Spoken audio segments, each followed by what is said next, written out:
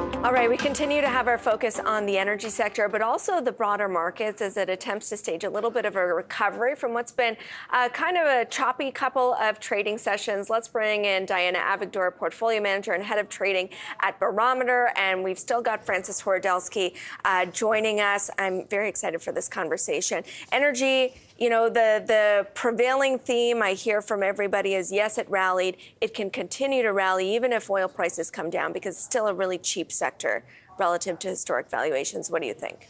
There are so many factors that play micro and macro.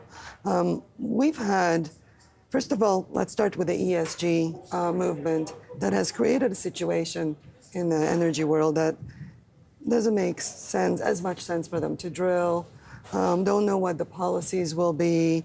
You know, there's alternatives. So you see these energy companies have now become cash flow operators. They do buybacks. They're dividend payers. That wasn't the case 10, 15 years ago. So, you know, that creates a situation of a supply-demand imbalance. So first of all, you have a supply shortage. Into that, we're running into the conversation around recession.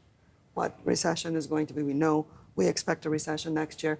We just don't know how deep, how long. Is it going to go into 24? So those two issues are probably balancing each other out. And then we are at the end of the year, very low liquidity. We have a war on the European front and a price cap at 60, which nobody knows how it's going to impact. And why isn't the price of oil going to 60 if the cap is going to be 60? So the market's signaling different things on the liquid trading into year-end. What about that differentiation between where the stocks are, which they have hung up?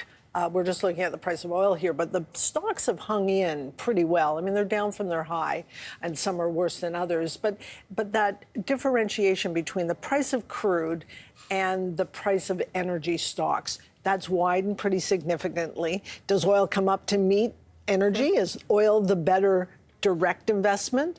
Or do energy stocks come down and maybe just short the heck out of the energy stocks? Right, and such a volatile sector. We've had a couple of head fakes on this over the course of this bearish year. But at all times, even when they were coming down, and even now, the relative strength, if you look at what's working relatively in the market, it's still this sector. And you look at the other sectors of what is the alternative? Technology? Well, probably not. We have metals working, energy companies. Like I said, maybe that's where the dividends are. Maybe that's where the growth is. They're still making money at this level. Well, also to your point about ESG, so many people, even when the sector started to work in energy, just didn't have it as part of their portfolio. And so you've heard people talk about, I have to go into it. So investors who were so underweight the energy sector are still moving in because of the dividend, because of the valuations, and that even though oil prices have come off, let's say anything above 60, a lot of these companies can still make a tremendous go of it. Exxon's out this morning, I think, saying that they're going to double their free cash flow in 5 years. So that, you know, that's 15% per year in free cash flow generation, which is a pretty big number. But I guess I come down to, you know, it was the stocks, not the commodity, were the place to be in 2022. Will it be the place to be in 2023? You know, we think so, not just energy, but kind of the commodity complex in general. Copper as well. There is a huge imbalance and shortage in the copper market. I mean, if China is now gotten rid of the COVID zero policy, they're starting to reopen, and there's talk that they're going to get their mRNA vaccines and let their population get, you know, immunity to COVID and start reopening properly. We think that the commodity sector in general, energy, copper and other, you know, industrials are probably going to do better. We're going to leave technology alone for now. Okay. And, you know, the way we do things at Barometer, we want the stocks and the sectors to show us first. Price. We're not going to try. We watch price. Price needs to confirm that something good is going on. And we've seen that, you know, some of these tech companies have rallied right into their resistances, have not been able to break out and are right back down. So there are some issues there. We're going to leave that alone. But the commodity sectors and the energy stocks and, Tech B, for example. Those are some of the stocks that we'd be looking at. The other into tech 23. resources. And the other Yes, tech. the other tech. And what about financials? Financials as well. Financials, they have a healthy dividend. It's not always about maximizing your return in investment management. It's about protecting capital as well. So when you're looking out to 23, if you're thinking about a recession, the challenging year, you also want to look at what's going to kind of hold in or be less volatile for you.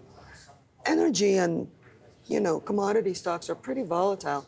Financials give you a healthy yield.